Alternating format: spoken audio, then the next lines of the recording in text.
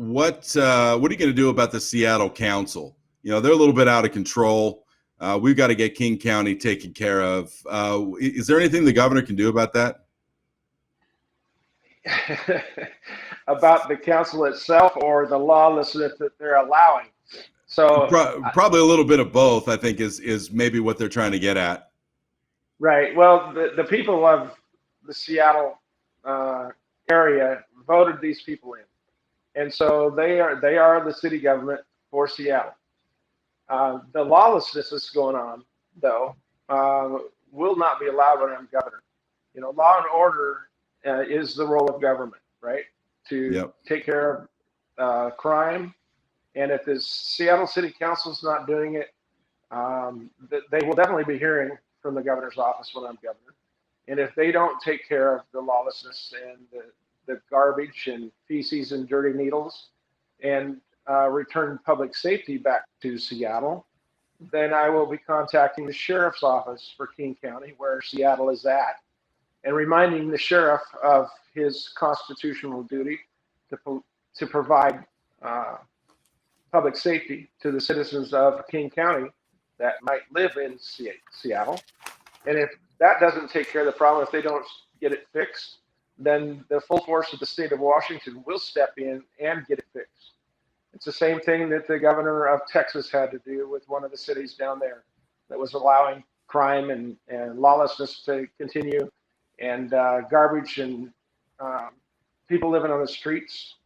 And the governor of Texas wrote a letter and gave them, I think it was 90 days, to get things back under control and return law and order and public safety back to that city, or the full force of the state of Texas was going to come in and take care of it.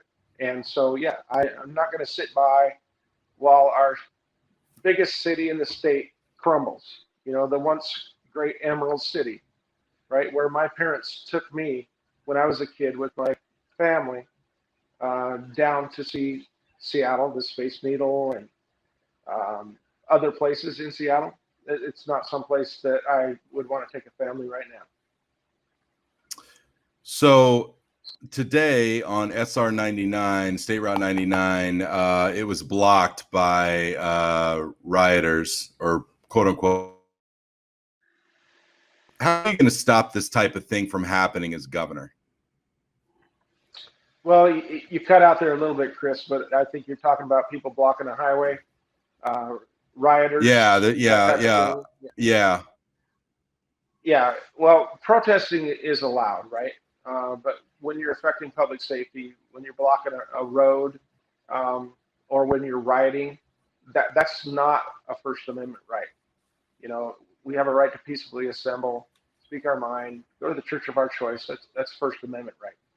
But rioting, creating public hazards, that is not a First Amendment right. And that needs to be dealt with. You know, if you continue to allow bad behavior, you're going to get more and more bad behavior. And we're seeing that all across the United States in Democrat-run places where they're allowing bad behavior.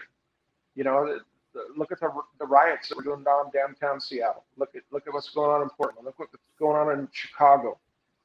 These are places run by Democrats, and they're allowing it because they don't have a backbone.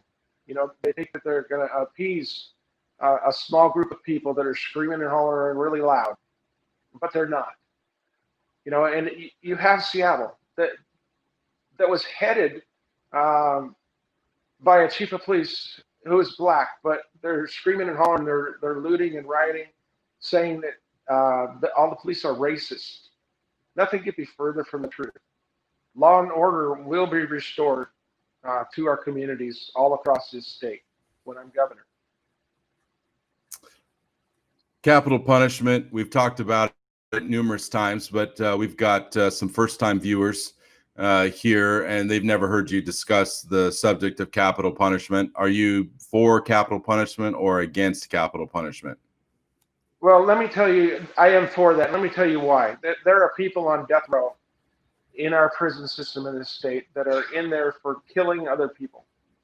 And if there's not the death penalty, then what's the deterrent from them committing crimes while they are in prison? take for example the young lady that was a corrections officer in Monroe.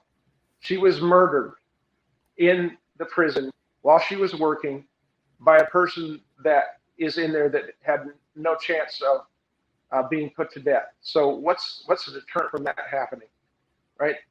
That young lady was working as a corrections officer. She was doing her job.